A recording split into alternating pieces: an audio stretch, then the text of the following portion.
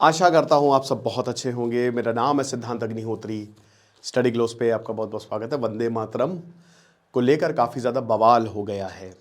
क्यों हुआ है, चलिए एक एक करके बात करते हैं। सारी चीज़ें मैं आपको बताऊंगा।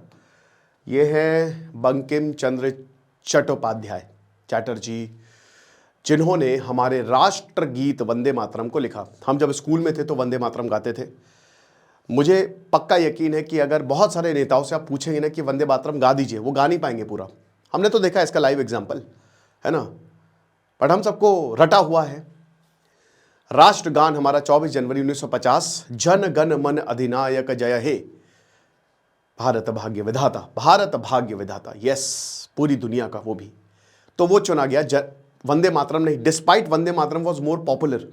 आपको पता है बंकिम चंद्र चट्टोपाध्याय ने 14 नॉवेल्स लिखी हैं। दुर्गेश नंदनी की बहुत ही फेमस नॉवेल, आज भी उसके पे प्लेज या मूवीज या थिएटर्स होते हैं। आनंद मठ लैंडमार्क, जिसमें पहली बार हम जन गण मन वंदे मातरम के बारे में सुनते हैं।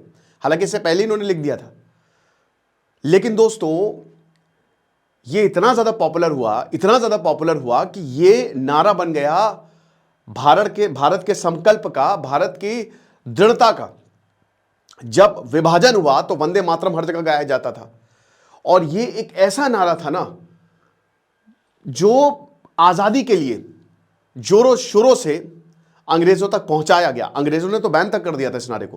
बोला कि जो भी ये राष्ट्रगान गाएगा, राष्ट्रगीत गाएगा, खत्म, इस गीत को गाना नहीं है। वंदे मातरम कौन है? बंकिम चंद्र चटर्जी। पहले तो ये हम समझ लेते हैं, बंकिम चंद्र चटर्जी महान आदमी, महान इंसान।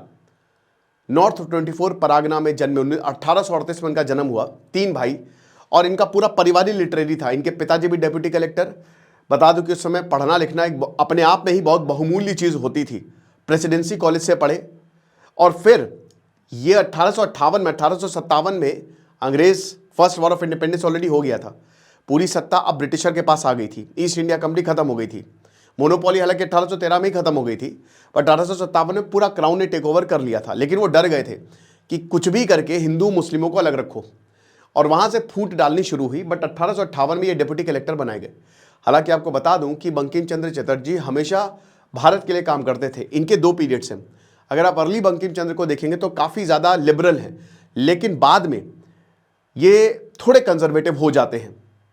अब इनकी बहुत ही कमाल की किताब आई थी आनंद मठ, और उस आनंद मठ में हम देखते हैं कि वंदे मातरम पूरा स्वरूप सामने आया था।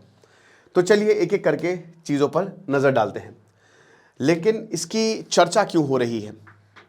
इसकी चर्चा इसलिए हो रही है, पहले तो बता दूं कि हम आखिरी 2 दिन हैं प्रॉम्प्ट इंजीनियरिंग के कोर्स के लिए। सो कल जो है ये सेल खत्म हो जाएगी। Make the best out of it. Description comment box में लिंक है। इसकी चर्चा इसलिए हो रही है क्योंकि पीएम मोदी ने कल यानी कि 8 दिसंबर को इसको लेकर कुछ कहा है सदन में। अब क्या कहा है हम एक एक करके देखते हैं। पीएम, देखिए पहली बात तो पीएम मोदी ने बड़े सनसनीखेज जो है वो आरोप लगाए हैं। जवाहरलाल नेहरू पे आरोप लगाए हैं और उन्होंने कहा है कि 1937 में जब, क्योंकि देखिए 1875 में वंदे मातरम लिखा गया था। बंकिम चंद्र चटर्जी ने 1875 में लिखा। अब 150th सेलिब्रेशन है तो पूरे भारत में सेलिब्रेशन होगा। 150 साल हो गए। तो उसको मद्देनजर रखते हुए यहां पे बोलते हैं कि जवाहरलाल नेहरू मोहम्मद अली जिन्ना के सामने झुक गए। मोहम्मद अली जिन्ना ने उनको कहा कि हम इसको नहीं गाएंगे, तो उन्होंने कहा कि पहले 2 स्टैंजाज ही रखे जाएंगे। ठीक है, टोटल 6 स्टैंजाज हैं। आप कह सकते हो कि अगर बहुत सिंप्लीफाई करूं मैं तो 6 पार्ट्स हैं। ठीक है, वंदे मातरम 6 पार्ट्स में, 6 स्टैंजाज में गाया जाता है। शुरुआत के 2 ही हैं, उसके बाद के नहीं हैं। तो यही पीएम मोदी कहते हैं कि जवाहरलाल नेहरू तो झुक गए। वो लड़ सकते थे, वो खड़े रह सकते थे मोहम्मद अली जिन्ना के सामने, बट ऐसा नहीं हुआ। 1937 का लेटर जो कि भारत के प्रधानमंत्री जवाहरलाल नेहरू ने नेताजी सुभाष चंद्र बोस को लिखा था, उसको साइड किया। अब यहां पे आपको बता दूं कि जबरदस्त रिस्पॉन्ड किया है प्रियंका गांधी ने। प्रियंका गांधी ने क्या बोला है? पीएम मोदी ने बोला कि 20 अक्टूबर को नेहरू ने नेताजी को लिखा कि उन्होंने जिन्ना के सेंटिमेंट्स जो वंदे मातरम को लेकर एक्सेप्ट कर लिए हैं, और उन्होंने बोला कि ये जो सॉन्ग है आनंद मठ एसोसिएशन, ये मुस्लिम्स को इंस्टिगेट कर सकता है। तो मैंने बैकग्राउंड पढ़ लिया है वंदे मातरम का, सब कुछ देख लिया है, और मुझे लगता है कि ये शायद मुस्लिम्स को ऑफेंड करे। ये नेहरू ने सुभाष चंद्र बोस को लिखा और पीएम मोदी ने बोला, पार्लियामेंट में बोला, और बोला कि देखिए जितने भी जो नेशनलिस्ट हैं पूरे भारत में प्रभात फेरीज वो करते थे, इसके खिलाफ कांग्रेस वर्किंग कमेटी ने जब डिसाइड किया कि वंदे मातरम को इंस्पेक्ट करना है, तो बोला कि जो ग्रैंड ओल्ड पार्टी के डिसीजन है, अल्टीमेटली भाई उस समय कांग्रेस थी तो उसका ही डिसीजन जो है वो आगे रखा। प्रियंका गांधी ने क्या बोला है, प्रियंका गांधी और अखिलेश यादव, देखिए भाई पीएम मोदी की गजब की स्पीच थी, उतना ही बढ़िया रिस्पॉन्स था प्रियंका गांधी का। तो अब उन्होंने बोला है कि देखिए ऐसा कुछ भी नहीं है। रविंद्रनाथ टैगोर, अब मैं यहां से ना आपको पूरा इतिहास बताता हुआ चलता हूं, ठीक है ना। देखिए पीएम मोदी ने ये बोला, अब ये मामला क्या, मामला ये है कि आनंद मठ आपने पढ़ी है, पढ़िएगा, बहुत ही अच्छी, मतलब उस समय की तो कमाल, और आज भी वो इतनी रेलेवेंट है। वो 150 पन्ने की खाली किताब है, वो कमाल की नॉवेल है, क्योंकि उस समय के वो भारत को दर्शाती है, वो आपके अंदर राष्ट्रवाद जगाती है। लेकिन वो ब्रिटिशर को क्रिटिसाइज नहीं, शुरुआत में वो ब्रिटिशर को क्रिटिसाइज नहीं करते थे, लेकिन बाद में उनका भ्रम टूटा। बाद में उनको लगा कि भाई हमको अपनी परंपराओं को नहीं छोड़ना चाहिए, बंकिम चंद्र चटर्जी को। तो बंकिम चंद्र चटर्जी वही एक परिवार की कहानी बताते हैं जो माइग्रेट करता है, भाई बहुत ज़्यादा परेशान है, कुछ है नहीं उनके पास, तो जंगल में जाता है, जंगल में वहाँ पे कुछ लोगों से सामना होता है। वो लोग जो हैं वो मीर जाफर के खिलाफ, मीर जाफर वही जो बैटल ऑफ प्लेसी 1757 में जिसने सिराजुद्दौला को धोखा दिया था, और सिराजुद्दौला हार गए, जिसकी वजह से ब्रिटिशर ने 1757 एक टर्निंग पॉइंट बना और बंगाल को ऑफिशियल यहां पे इनका कंट्रोल हो गया। तो बोला कि मीर जाफर वही था ना कि बैटल ऑफ प्लेसी कभी हुई नहीं, मीर जाफर गया और पीछे मुड़ गया। यही तो हुआ ना कि वो गया सिराजुद्दौला के साथ, लेकिन पीछे मुड़ के उधर चला गया, ब्रिटिशर पार्टी बदल लिया। तो अब मीर जाफर के खिलाफ वो लड़ रहे हैं, तो बोलते हैं कि आप भी हमारे साथ हो जाओ।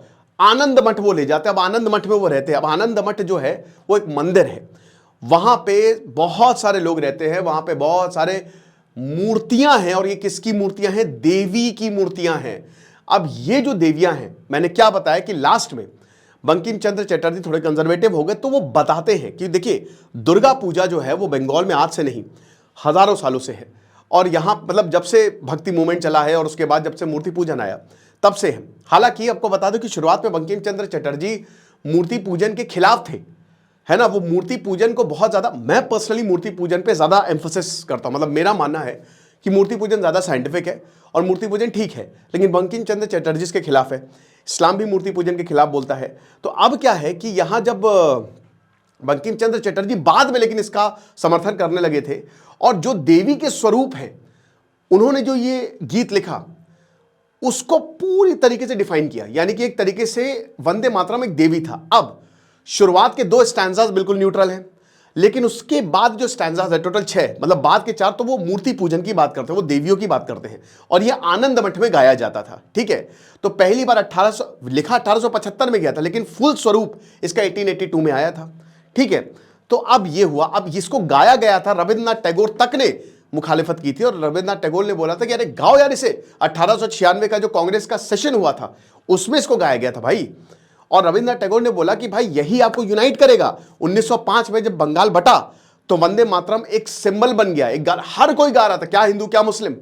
लेकिन फिर उसके बाद भाई देखो ब्रिटिशर ये समझ गए थे और उनको पता था कि भाई देखो दिक्कत तो ज्यादा है।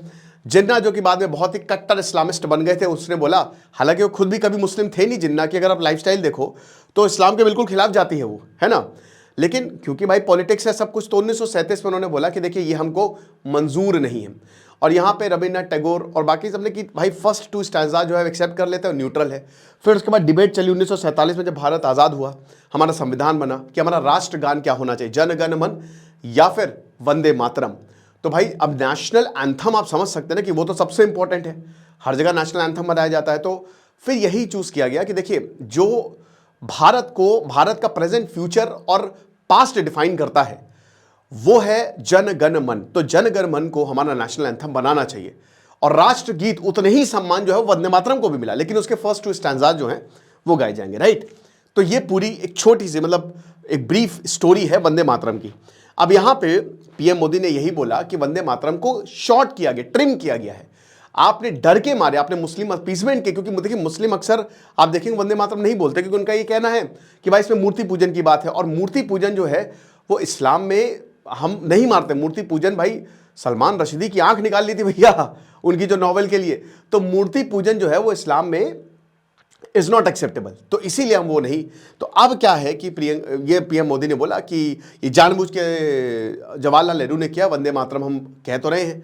तो यहाँ पे प्रियंका गांधी कहती हैं कि भाई देखो ऐसा नहीं है, बंकिम चंद्र चटर्जी ने ये ओरिजिनली 1875 में लिखा गया था, शुरुआत के 2 स्टैंजाज, बाकी के 4 स्टैंजाज जो हैं वो 1882 में 8 साल बाद लिखे गए थे, 7 साल बाद लिखे गए थे और आनंद मठ में लिखे गए थे। रविन्द्रनाथ टैगोर ने इसको 1896 में गाया था, जैसा कि मैंने बताया, ये प्रियंका गांधी ने बताया, मतलब अपने उसमें, और मैंने आपको लेक्चर में बताया। प्रियंका बताती है कि देखिए 1930s सॉन्ग एक पॉलिटिकल ह्यू, मतलब हर जगह ये गाया जा रहा था और कम्युनल टेंशन उस समय बहुत ज़्यादा थी, हिंदू मुस्लिम दंगे काफ़ी ज़्यादा हो रहे थे। तो अब ये बताती है कि पीएम मोदी जो है वो सिलेक्टिव कोटिंग कर रहे हैं, जो कि सही नहीं है। उन्होंने बताया कि नेताजी ने पंडित नेहरू को 17 अक्टूबर, जब कांग्रेस का कन्वेंशन होना 1937 में कांग्रेस कन्वेंशन होने वाला था कलकत्ता में, उससे पहले जवाहरलाल नेहरू ने सुभाष चंद्र बोस को लेटर लिखा और तब यहाँ पे नेहरू जी ने ये बोला कि देखिए 4 स्टैंजाज जो हैं वो हो सकता है कि ये कम्युनल हो, जो बात के 4 स्टैंजाज हैं, ठीक है। और फिर वो बताती है कि देखिए गुरुदेव यानी कि रविन्द्रनाथ टैगोर का मैं आपको एक्सेप्ट शेयर करती हूँ, बताती है कि देखिए 2 स्टैंजाज जो हैं वो हमेशा से गाए जाते रहे और उसको कोई प्रॉब्लम नहीं है, मगर अगर आप जो बाकी के 4 स्टैंजाज को उसको सेपरेट कर दो तो कोई प्रॉब्लम नहीं है, क्योंकि वो हमेशा से थे। फिर उन्होंने बोला कि कांग्रेस वर्किंग कमेटी ने जो first 2 stanzas of Vande Mataram है वो नेशनल सॉन्ग 28 अक्टूबर को डिक्लेयर किया, in the presence of Nehru, Tagore, Mahatma Gandhi, Sardar Patel, सबके सब प्रेजेंट थे। फिर वो बताती हैं, मतलब टैगोर ने ये बोला था कि जो 2 स्टैंजाज है वो हमेशा से ही फ्रीडम स्ट्रगल में गाए जाते हैं और जो हमारे जिन्होंने जिन्होंने कुर्बानियाँ दी हैं, ठीक है, जो बलिदान हुआ भारत के लिए, उनके लिए गाए जाते हैं। जब भी हम इनको गाएं ये सही रहेगा कि वैसे ही गाए जैसे गाया जाता था। और बोला कि देखिए जो स्टैंजाज है वो बाद में, बाकी के स्टैंजाज बाद में ऐड किए गए, तो ये हो सकता है कम्युनल की तरह, मतलब सांप्रदायिकता इसमें फैल सकती है, तो इसका जो यूज़ है वो हम कर लेंगे, लेकिन जब माहौल सही होगा तब हम कर लेंगे। 28 अक्टूबर 1937 में कांग्रेस वर्किंग कमेटी ने इस रेजोल्यूशन में वंदे मातरम को नेशनल सॉन्ग डिक्लेयर किया था, ठीक है। उस समय यही था, वंदे मातरम, आपको बता दूं, जनगण मन वंदे मातरम था। प्रियंका गांधी फिर ये कहती है कि 2 स्टैंजाज को अडॉप्ट किया गया as a national song in the constituent assembly, जब भीमराव अंबेडकर भी प्रेजेंट थे, उस समय के संघ लीडर श्यामा प्रसाद मुखर्जी भी प्रेजेंट थे, तब भी उन्होंने ऑब्जेक्ट नहीं किया। फिर उन्होंने बोला कि देखिए आप इसीलिए इसको, प्रियंका गांधी ने बोला 2, क्योंकि एक तो बंगाल में चुनाव आने हैं, ठीक है, और कहीं ना कहीं मुद्दों से डाइवर्ट किया जाना, इसलिए यहाँ पे बोला गया है। अखिलेश यादव ने भी इसका समर्थन किया, पीएम मोदी ने इसकी बात छेड़ी है। पीएम मोदी ने कहा है कि भैया देखो वंदे मातरम जो है वो इतिहास है हमारा, और इसके साथ छेड़छाड़ जो है वो की गई है। तो ये पूरी कंट्रोवर्सी है। अब दोस्तों ये कंट्रोवर्सी कितनी चलेगी तो बात देखेंगे। तो जो मैंने बताया, ठीक है, कि जिस तरीके से कि Vande Mataram was divided first and then the country was divided, ये बहुत ही, जो कल बोला यहाँ पे, फिर वो बंकिम बाबू और बंकिम दा में भी काफ़ी डिबेट हुई, हालांकि वो लाइट हार्टेड रही, ठीक है। तो ये पीएम मोदी ने बोला और इसी को लेकर यहाँ पे पलटवार किया प्रियंका गांधी ने, ठीक है। तो ये सब मैं आपको बता ही चुका हूँ, ये पूरा का पूरा जो भी बवाल चल रहा है। लेकिन दोस्तों बात ये है ना कि देखिए वंदे मातरम जो है, वंदे मातरम हमको दर्शाता है, ठीक है, वो हमारा राष्ट्रगान है। और वंदे मातरम को लेके मेरे ख्याल में अब कोई भी कंट्रोवर्सी नहीं होनी चाहिए, ठीक है। हम 150 साल हो गए वंदे मातरम के, हमको सेलिब्रेट करना चाहिए, ज़बरदस्त तरीके से सेलिब्रेट करना चाहिए, हर जगह गाना चाहिए, क्योंकि हर धर्म से पहले आता है देश, नेशन फर्स्ट। तो मैं यही आपसे बोलूँगा। बाद में हिस्टोरियन सब्यसाची भट्टाचार्य ने 2003 की वंदे मातरम बुक, अच्छा ये महात्मा गांधी ने वंदे मातरम को बहुत ज़्यादा इंडोर्स किया, ये भी बोला कि जब महात्मा गांधी ने बोल दिया था कि वंदे मातरम से बेहतरीन कुछ नहीं, तो आपने इसको क्यों ट्रिम किया।